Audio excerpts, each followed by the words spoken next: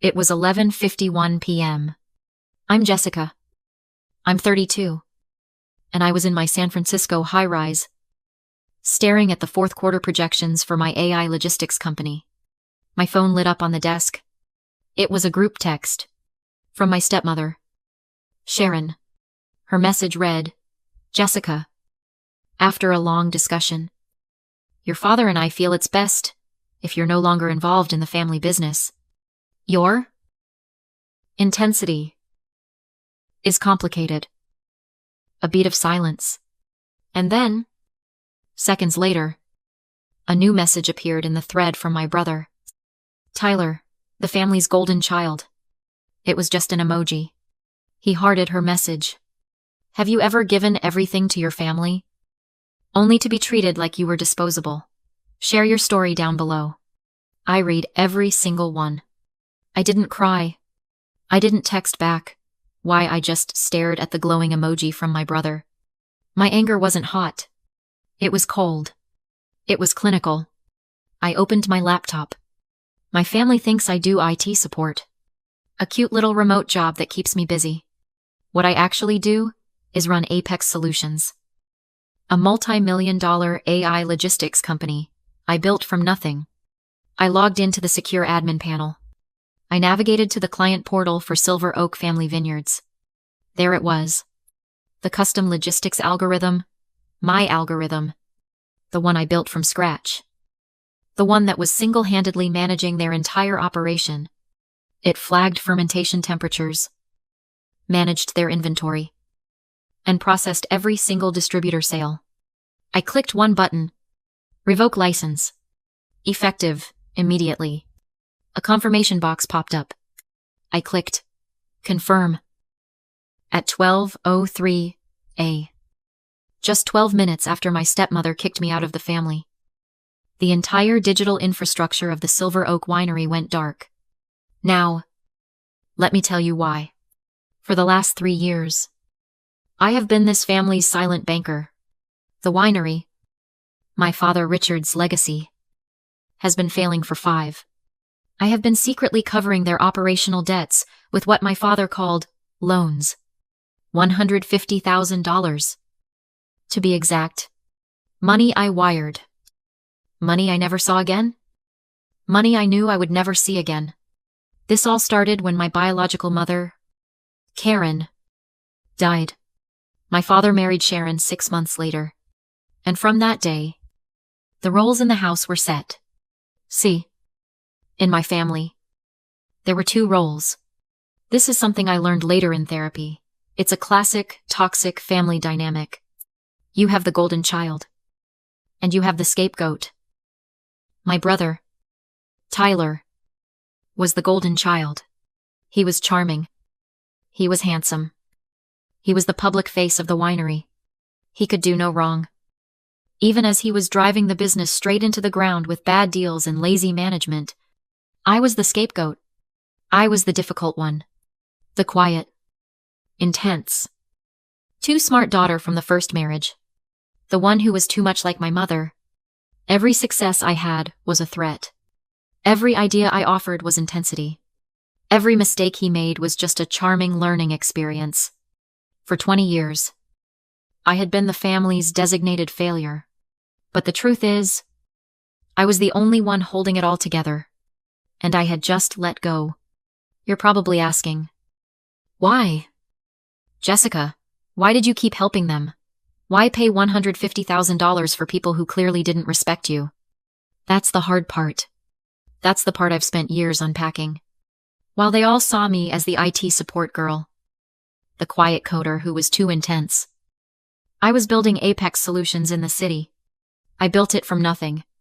I built it on the coding principles my real mother, Karen, taught me before she died. She was a brilliant programmer in the 90s. A woman in a man's world. And she taught me that code wasn't just numbers. It was a language. It was logic. And logic, she said, would always expose a lie. I was successful. More successful than my father, with his failing winery, could ever imagine. But I kept it quiet. Because the winery That was his dream. And I thought if I could just fix it. If I could use my skills and my money to secretly prop it up. If I could just save his legacy. Then maybe, finally, he would see me. Maybe I could finally earn my place at the table. Not as the scapegoat. Just as his daughter. But here's the truth about that kind of thinking. It's a psychological dynamic. It's called the trap of the capable child. In a dysfunctional family, the most competent child is often punished for their competence. You're not seen as a person, you're seen as a fixer. Because you can solve the problem. You can pay the bill. You can write the code. You can handle the crisis. You feel an obligation that you must. And the family enables this. They don't just let you, they expect it. They transform you from a daughter into a resource, a utility, a function. You're not Jessica. You're the one who handles the tech. You're the one with the stable job. Your help isn't received as a gift, it's collected as a tax. For 3 years, I wasn't just a daughter. I was a resource. I was a line item on their broken budget. And that night, at 11:51 p.m., that resource had just declared itself bankrupt. The sun came up. I hadn't slept. I just watched the fog roll over the San Francisco Bay. My laptop open. The screen dark. At 6:01 a.m., my phone exploded. It was exactly what you'd expect. Not a single, "Are you okay?" or "What's going on?" or "I'm so sorry." No. It was just rage. The first texts were from my brother, Tyler. A stream of blue bubble panic. "What did you do to the system? The investor reports are all gone. All of them. This is petty. Jess, you're sabotaging us right before the investor gala. Dad is furious." And then, the classic "you're overreacting. Mom didn't mean it that way." I stared at that last one. That way. As if there was any other way to interpret being kicked out of your own family. They weren't shocked by what they'd done. They were just shocked that I'd finally stopped playing along. Then came the email from my father. "Richard." The subject line was just "immediately." "I don't know what game you're playing, Jessica, but you have created an operational nightmare. You've jeopardized this entire family. You've jeopardized the gala. You need to turn the system back on and call us immediately to discuss your behavior." That was it. That was the moment. The last little flickering ember of the daughter in me went cold. This wasn't a family dispute anymore. This was a business problem. And I am very, very good at solving business problems. I picked up my phone. I didn't call them. My first call was to my old college roommate, Danielle. She's now one of the top forensic accountants in the state. She picked up on the second ring. "Jess, it's early." "Danielle," I said. My voice, perfectly level. "I need you to look at some wire transfers.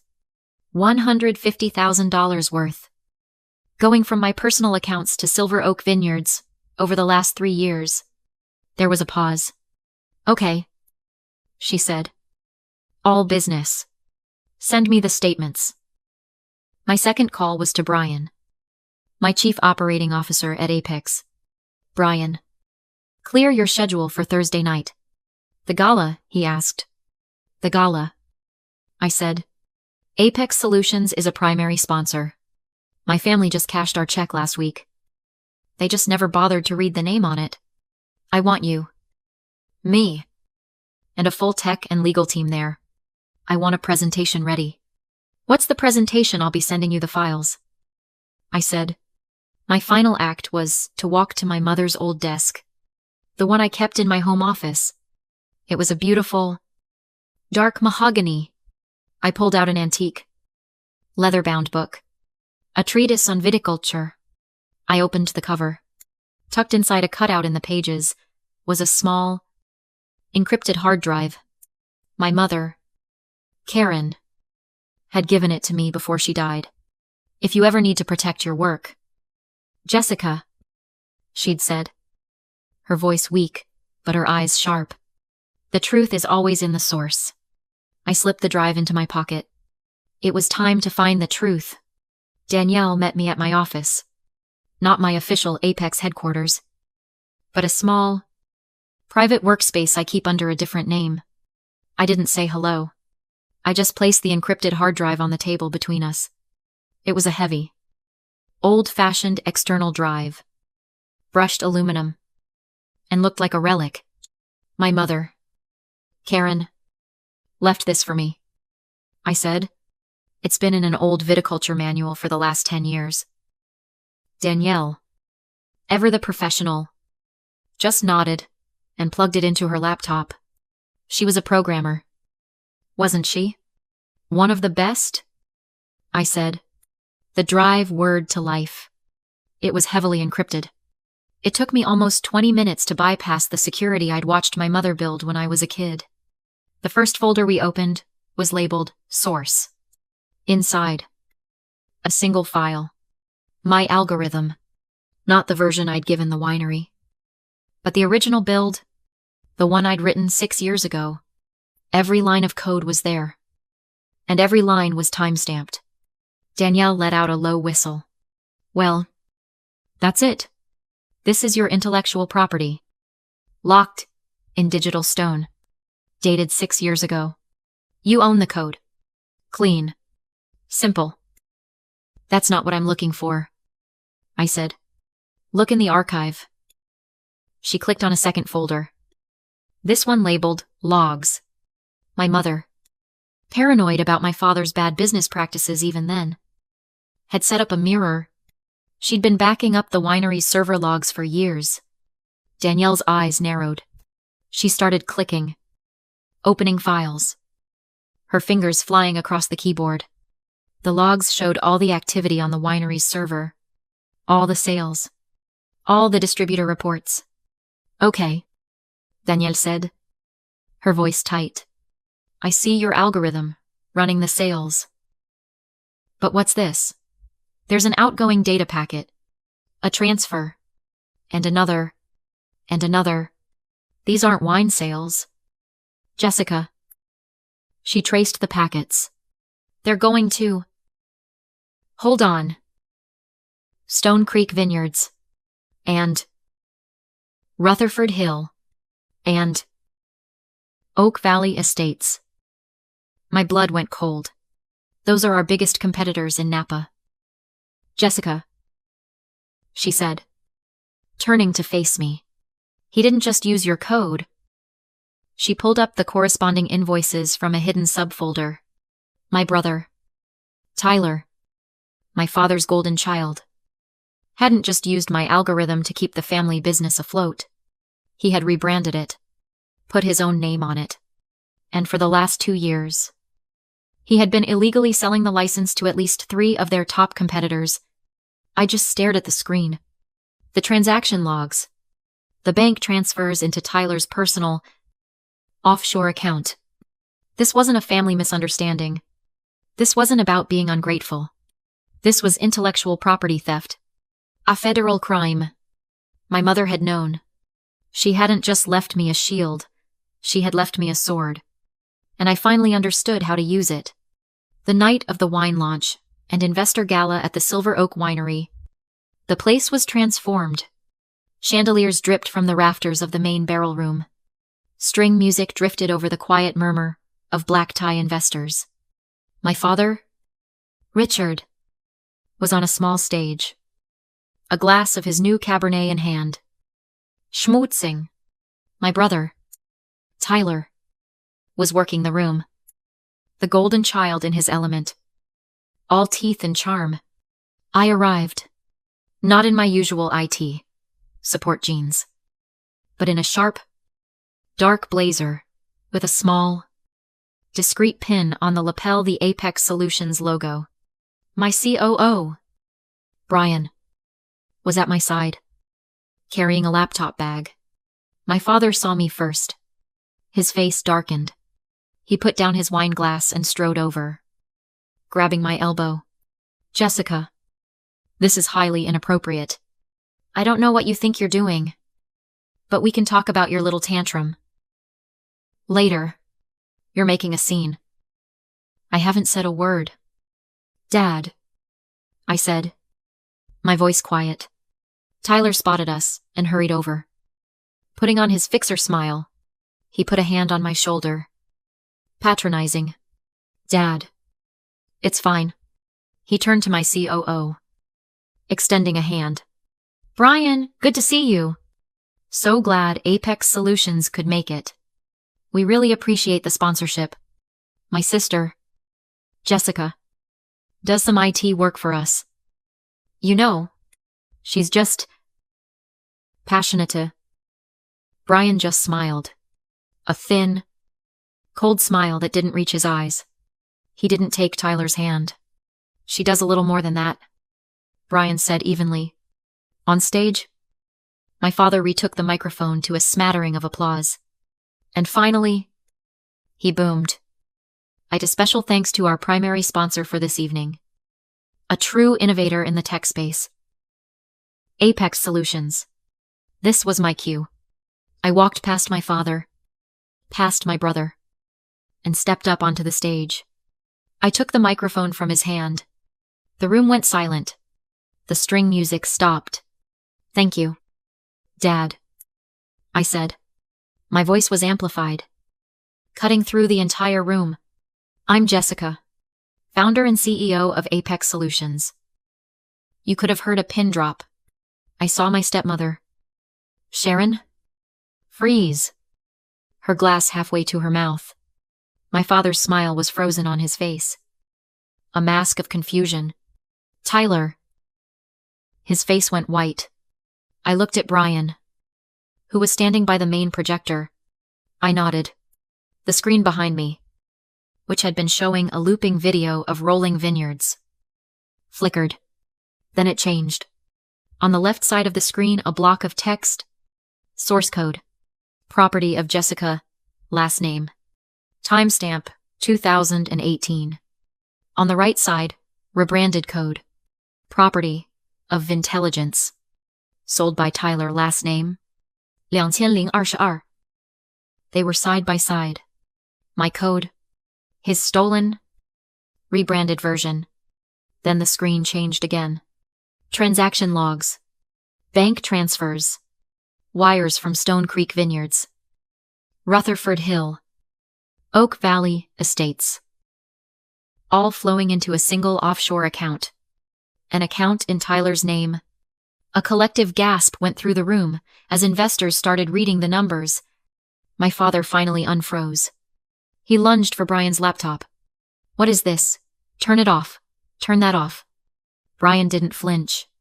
He simply stepped between my father and the table, placing a hand on the laptop. That, Brian said, his voice sharp and clear, is company property, and it's evidence. As the investors in the room started pulling out their phones, a new voice cut through the silence. There's more. I turned. It was my stepsister, Chloe, the 20-year-old, the one who quietly handled the winery's accounting. She looked terrified, but she walked right up to Brian's laptop, holding her own. I found this, she said, plugging it in. The projector screen changed again.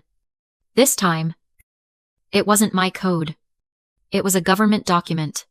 A $100,000 agricultural grant application for water conservation. My father, Richard, had faked the water usage reports to get the grant.